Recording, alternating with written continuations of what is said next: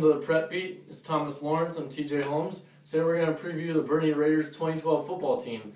And Thomas, Burney's got a great rushing attack coming at him. Who's on that team? They have returning running backs Robert Wall and J.J. Villarreal, who last year rushed for 1,946 yards and 18 touchdowns. And a tough year for Burney a year ago, but having those two back in their wing tee offense should do a lot for the Raiders. Yeah, I mean, between those two, they could be the best running back duo in the Shasta Cascade League this year. But my concern about the Burney Raiders is that they only have about 12 players on their team this year. That's a tough lack of depth, but the thing about Burney is they have no newcomers. They might have a little fatigue during the year, but the thing is, all 12 of their guys are experienced varsity players, and they have an important guy back in Dakota Arvidsson on the line as an anchor, and he's an important player on defense as well.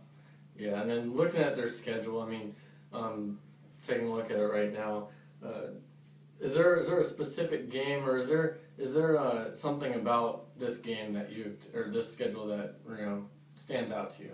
One of the best parts about high school football is rivalry, and Burney's arch rival Fall River has beaten them 22 straight times, which is not as much of a rivalry as it is just a slaughtering. But Burney has a good chance this year with all of that experience, and they get them twice. They get them August 29th on the road to Fall River and back at home to close out the year in Burney on November 2nd. Yeah, and that game kind of stands out to me as the one that they feel like they have to win, because that's their chance to break that 22-game losing streak to them. And if they want to make the playoffs, that's going to be the game that they might actually need to get into the playoffs. Absolutely. Well, that's going to do it for Burney, and make sure you check out prepbeat.com and for everything else high school sports.